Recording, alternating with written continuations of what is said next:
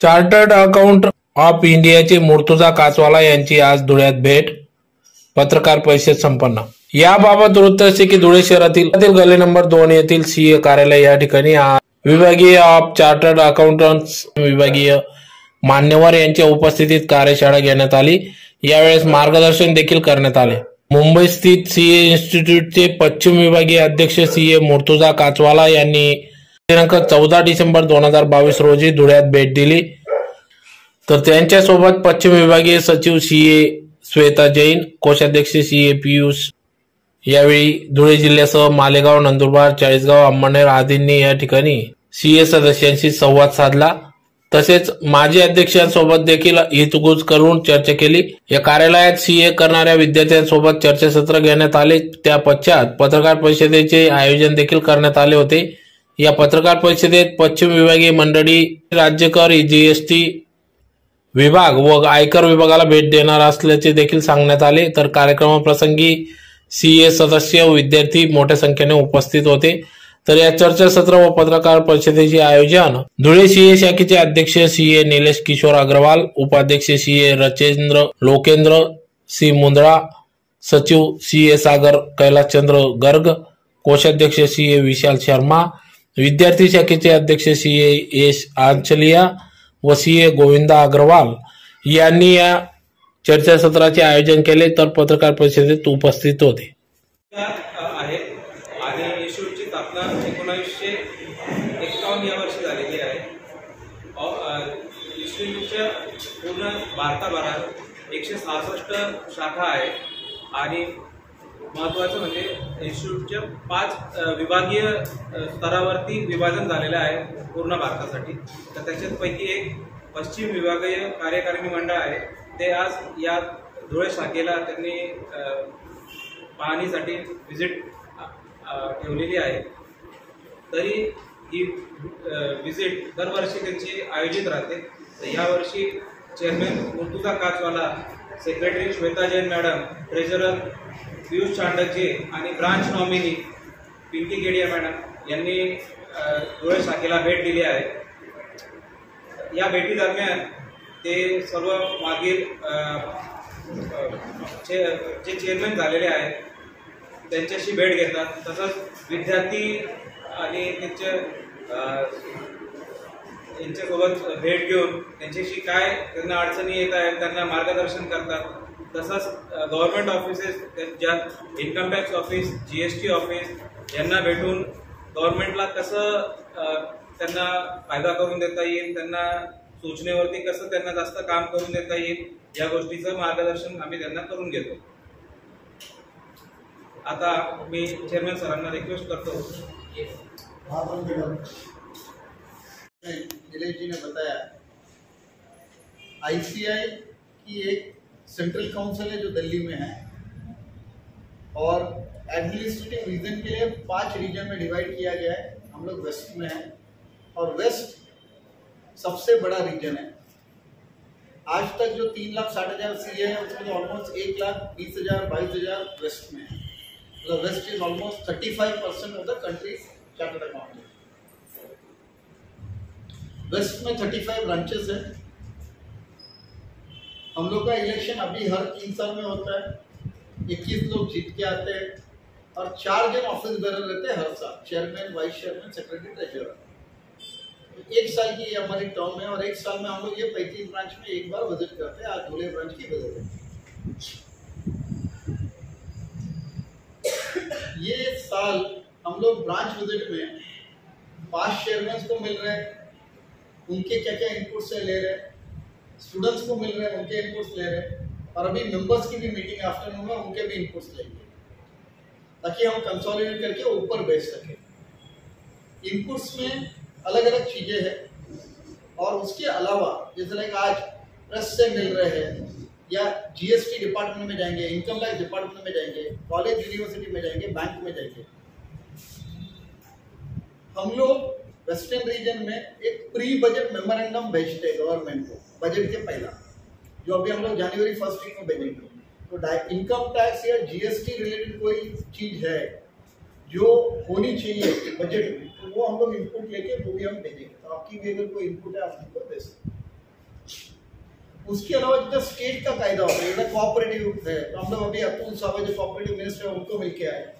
MSME है तो नारायण राणे जो है मिनिस्टर उनको मिला, और उनको हम लोग रिप्रेजेंटेशन देते हैं अलग अलग चीजों के बारे में जो होना चाहिए जनरल पब्लिक के लिए या CA के लिए या ऑडिट के लिए या जैसे भी हो सकता। मैं 2 चीज टच करना चाहूंगा, उसके बाद श्वेता मैडम एक चीज, पीयूष इनकी एक, और फिर आपके जितने सवाल है उसका भी जवाब देंगे। एक तो है न्यू कोर्स करिकुलम, उसके बारे में आपने थोड़ा सा सुना होगा। जो CA का नया कोर्स है उसके अंदर अभी एंट्री टफ कर देंगे, और जो एग्जिट है फाइनल वो इजी रहेगा।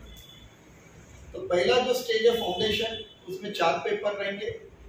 फाउंडेशन क्लियर होने के बाद इंटरमीडिएट या IPCC में 8 के बदले 6 पेपर हो जाएंगे आगे, और फाइनल में भी 8 के बदले 6 पेपर हो जाएंगे। और IPCC खत्म होने के बाद ही आर्टिकलशिप चालू होगी। आर्टिकलशिप 3 साल के बदले अभी 2 साल हो जाएगी। पे 2 साल खाली 12-24 दिन छुट्टी मिलेगी, मतलब वो 2 साल कंप्लीटली CA ऑफिस में काम करके बंदों को प्रैक्टिकल एक्सपीरियंस मिलेगा। जो कोर्स करिकुलम है इसको भी इंटरनेशनल स्टैंडर्ड्स के हिसाब से मैच कर रहे हैं, और उसमें हम लोग कवर करेंगे Indian companies act, Indian income tax act, GST act, accounting standard, auditing standard और एथिक्स। एक नया लेयर हम लोग ऐड कर रहे हैं, सेल्फ स्टडी, जो घर में बैठ के पढ़ सकते हैं, जिसमें एक पेपर रहेगा कॉन्स्टिट्यूशन ऑफ इंडिया, और बाकी आप अपने चॉइस के हिसाब से सेलेक्ट कर सकते हैं। जैसे MBBS में कहता है MBBS हो गया, फिर MD करना है या MS करना है, और उसमें आपको डेंटिस्ट बनना है या स्किन स्पेशलिस्ट बनना है, वैसा CA बनने के बाद क्या आपको फ्रॉड इन्वेस्टिगेशन करना है, क्या आपको इंटरनल ऑडिट रिस्क मैनेजमेंट करना है, या आपको ऑटोमेशन और डिजिटलाइजेशन करना है, या आपको इंटरनेशनल टैक्स करना है। ये अलग अलग चॉइस रहेगी, मल्टी चॉइस क्वेश्चंस रहेंगे, और उसके बाद वापस कोई स्पेशलाइज्ड कोर्स देंगे। हम लोग अभी कोर्सेज बना रहे हैं, diploma in information system audit CA बनने के बाद, forensic accountant and fraud detection FAFD, जिसको फ्रॉड इन्वेस्टिगेशन करना है। तो ऐसे नए नए कोर्सेज रहेंगे। CA बनने के बाद आप वो कोर्स लेके वो लाइन के अंदर आप स्पेशलाइजेशन कर सकते हैं। दूसरी एक चीज जो मैं टच करना चाहूंगा वो है वर्ल्ड कांग्रेस ऑफ अकाउंटेंट। आपने उसके बारे में सुना था, वर्ल्ड कांग्रेस के बारे में। वर्ल्ड कांग्रेस ऑफ अकाउंटेंट, ये अकाउंटेंट लोग की गैदरिंग होती है, हर 4 साल में एक बार पूरे दुनिया के अकाउंटेंट जमा होते हैं। 118 साल जूनी फिनोमेना है। 4 साल पहला सिडनी में था, 8 साल पहले टर्की में हुआ था। फॉर्चुनेटली या अनफॉर्चुनेटली इंडिया में 118 साल में पहली बार हुआ, और वो नवंबर 18 से 21 4 दिन था, और जियो वर्ल्ड कन्वेंशन सेंटर में बॉम्बे में होस्ट किया था। CA इंस्टीट्यूट होस्ट था। 123 कंट्री से लोग आए थे, 2000 इंटरनेशनल डेलीगेट थे। पूरा Africa, Tanzania, Kenya, Nigeria, UK, Turkey, 123 country से लोग आए थे। 2000 लोग बाहर से आए थे। टोटल फिजिकल अटेंडेंस वाज 7000, 7000 लोग फिजिकल थे, 4000 लोग वर्चुअल थे। टोटल 11000 लोग ने ये कांग्रेस अटेंड किया है। The highest registration in the history of 118 years, highest number of delegates participate in 118 साल। ये कांग्रेस में ये बार जो डिस्कस हुई थीम वो थी building trust and enabling sustainability. मतलब किस तरीके से ऑडिटिंग स्टैंडर्ड, अकाउंटिंग स्टैंडर्ड और एथिक्स के ऊपर इंपॉर्टेंस दिया जाए, ताकि जो फाइनेंशियल स्टेटमेंट के ऊपर चार्टर्ड अकाउंटेंट साइन करता है वो फाइनेंशियल स्टेटमेंट एकदम स्ट्रांग हो और सब स्टेक होल्डर उस पर भरोसा कर सके। ये एक। और दूसरा था जो आप सबको मालूम ही होगा, environmental, social and governance criteria, ESG या सस्टेनेबिलिटी जो बोल रहे हैं। और इंडिया में पहली बार फॉर दिस ईयर 22-23 जो 31 मार्च 23 को साल खत्म होएगा, top 1000 listed companies will have to report on business responsibility and management reporting, जिसके अंदर कोई भी इंफॉर्मेशन वो रिपोर्ट में फाइनेंशियल स्टेटमेंट से नहीं आएगी। ये इंफॉर्मेशन क्या है, कितनी यूनिट आपने पावर जनरेट करी या यूज करी आपकी फैक्ट्री में या आपकी ऑफिस में, उसमें से रिन्यूएबल आपने कितनी बनाई, आपके शॉप फ्लोर में कितने एक्सीडेंट हुए, कितने लोग उसके थ्रू एक्सपायर हो गए, या आपके शॉप फ्लोर में कितनी लेडीज है, या आप ट्री प्लांटेशन या वैसे एनवायरमेंट के लिए क्या करते हो, या आप सोशली क्या क्या करते हो, आपका कोई ट्रस्ट है क्या, कोई एनजीओ है क्या, XYZ।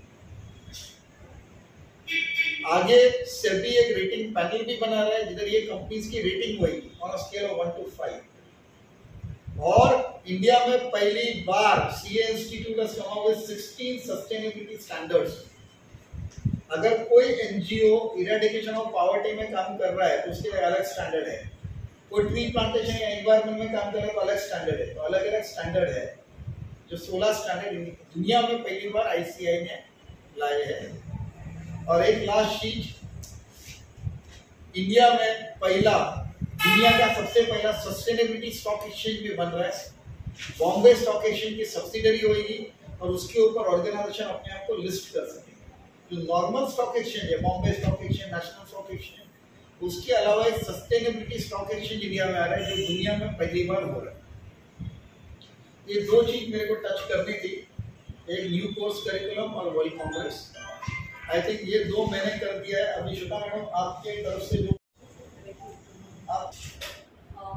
मैं आप लोगों के थ्रू बस ये मैसेज जरूर देना चाहूँगी कि इंडियन चार्टर्ड अकाउंटेंट्स वैसे भी बहुत ज़्यादा डिमांड में है अक्रॉस द ग्लोब अगर हम बात करते हैं तो। और जैसा सर ने आपको भी बताया वर्ल्ड कांग्रेस ऑफ अकाउंटेंट, उसके बाद तो पूरी दुनिया में हमने ऑलरेडी प्रूव कर दिया है कि हम इंडियन चार्टर्ड अकाउंटेंट पूरे दुनिया में अपनी पहचान छोड़ सकते हैं। सो ये बहुत अच्छा प्रोफेशन है और जो भी इसमें अगर आगे बढ़ता है तो उसके लिए बहुत अच्छा स्कोप है आगे तरक्की करने का। अगर स्पेशली मैं लड़कियों की और विमेंस की बात करूँ तो उनके लिए तो ये बहुत ही अच्छा कोर्स है क्योंकि फ्लेक्सिबिलिटी एक बहुत है, वो कभी भी कहीं से भी स्टार्ट कर सकती है। ऐसा नहीं कि अभी का अभी करना है उनको करियर पॉइंट ऑफ व्यू से, अभी बाद में भी अगर उनको लगता है शादी के बाद कि मुझे अब स्टार्ट करना है तब भी कर सकती है, घर बैठकर पढ़ सकती है।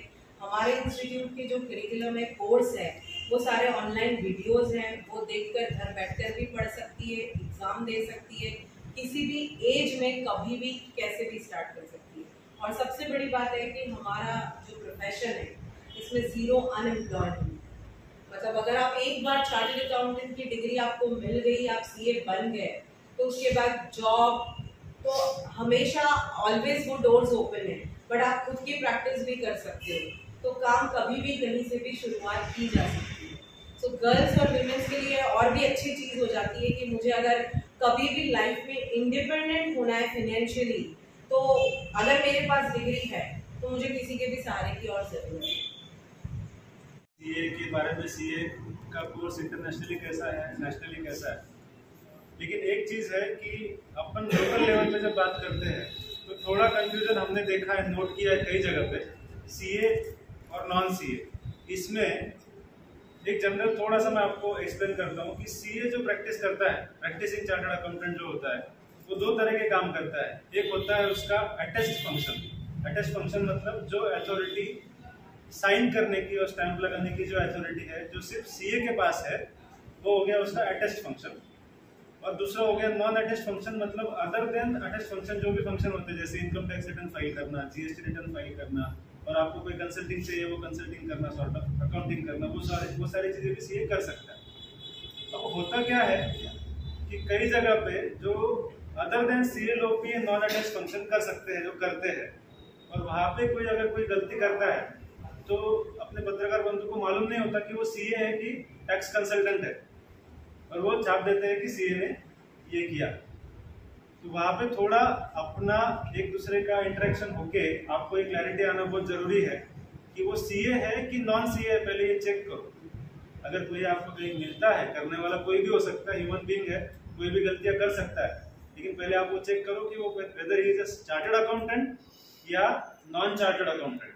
क्योंकि सिर्फ CA लगा दिया उसने अगर बोर्ड पे है या लिख दिया, वो सच में CA है कि नहीं, वो चेक करना बहुत जरूरी है। पहली बात, अगर ऐसा कोई कर रहा है तो वो क्राइम है।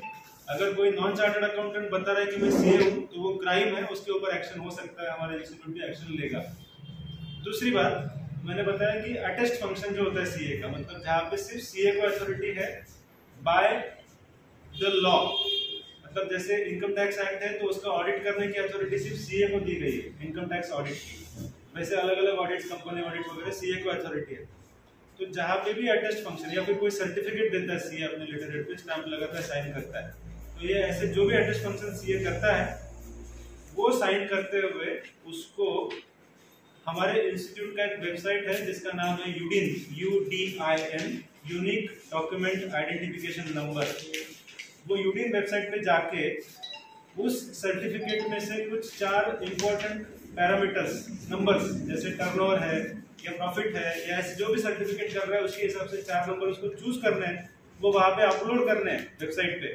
वो अपलोड करने के बाद में उसके रजिस्टर्ड मोबाइल नंबर में एक ओटीपी आएगा, वो ओटीपी डालेगा, उसके बाद में एक नंबर जनरेट होगा जिसको यूनिक नंबर बोला गया है। वो यूनिक डॉक्यूमेंट आइडेंटिफिकेशन नंबर होगा, यूडिन होगा, वो लिखना है और तभी साइन करना है।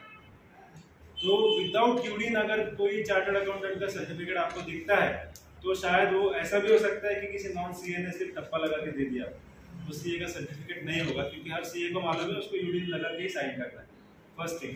तो ये आपके थ्रू हम लोग ये बैंक्स वगैरह जो है जो सर्टिफिकेट्स मांगते हैं उनको भी हम अवेयरनेस कराना चाहते हैं, थोड़ा सा एक जागरूकता जिसको बोलते हैं वो करना चाहते हैं कि बैंक्स भी विदाउट यूडीएन किसी भी सीए का सर्टिफिकेट एक्सेप्ट ना करें। एक चीज हो गई। और दूसरा मैंने आपको बताया कि सीए और नॉन सीए का फर्क, बस इतना ही मुझे एडिशन करना था। पीयूष जी ने बताया कि हम लोगों ने डॉक्यूमेंट आइडेंटिफिकेशन नंबर का यूनिक का साइन बनाई है।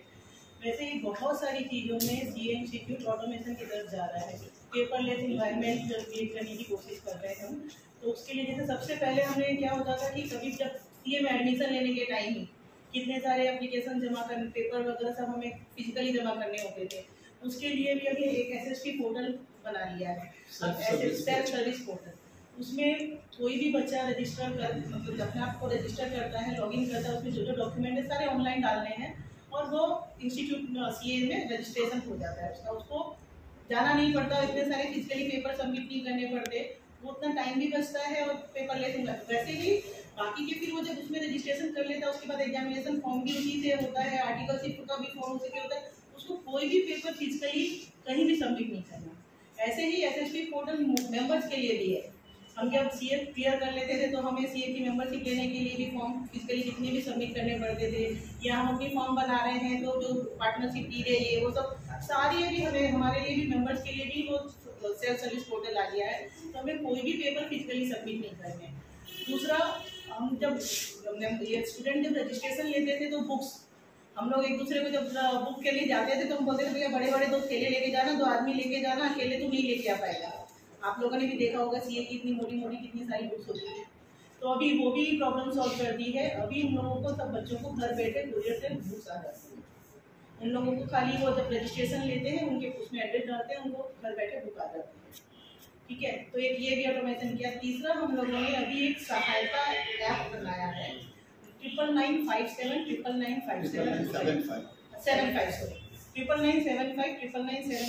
ये एक नंबर, कॉल सेंटर नंबर है, सहायता ऐप करके नाम दिया है इसको।